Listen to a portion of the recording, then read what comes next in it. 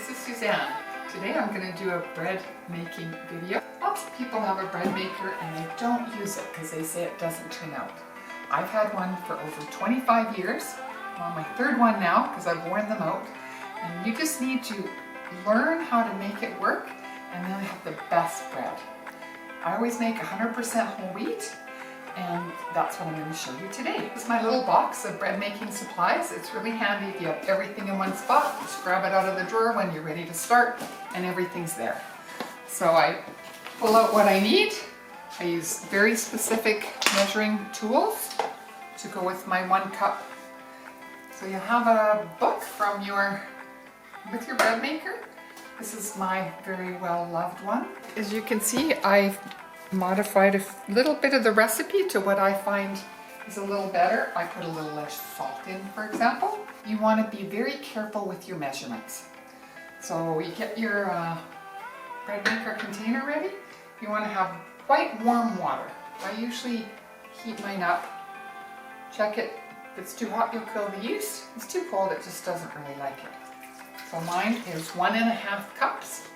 Got some in my kettle just warmed. And you want to be very specific. I think one of the things that people do wrong is they think it's just, you know, kind of eye it. No, bread maker, you got to be really careful. So that's exactly 1/2 a cup there to add to my 1 cup.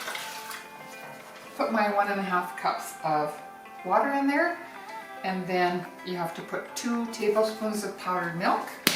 It's pretty easy because you have 2 tablespoons of multiple ingredients.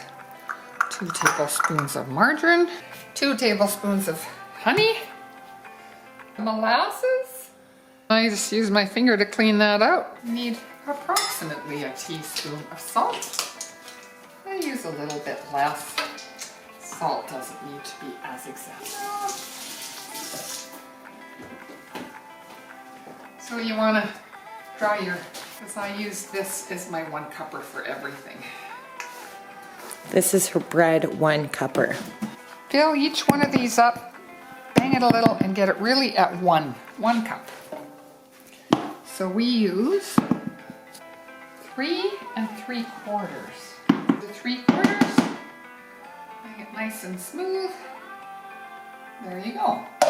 Now you're going to make a little well on top, and that's for your yeast. There's yeast, and that uses 1.5 teaspoons. And I actually have a 1.5 teaspoon container. The same thing, you're going to get it nice and level. Just sprinkle it in there, and that's ready to go. Fairly fresh yeast and fairly fresh flour. And that's so you have good gluten and good rising of your bread. Even old flour isn't good for bread. Yeast just on top of the flour so it doesn't touch the liquid. Now pop it in there. Close the lid. Plug your bread maker in.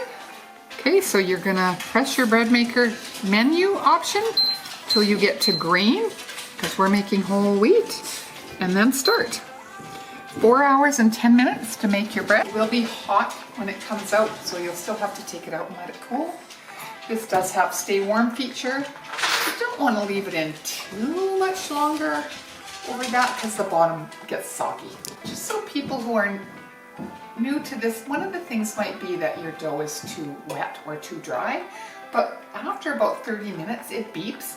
You can just lift your lid, put your finger, check, is it too sticky? Add a little flour. Is it too hard and dry?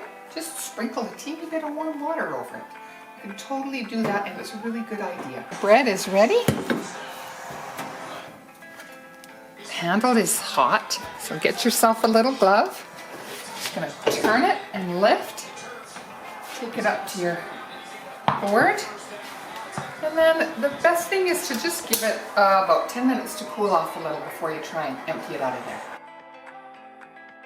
And then you have delicious homemade bread for you and your family to enjoy. Remember, it has no preservatives in it, so you should eat it within a couple days, or slice it and put some in the freezer for another time. Enjoy.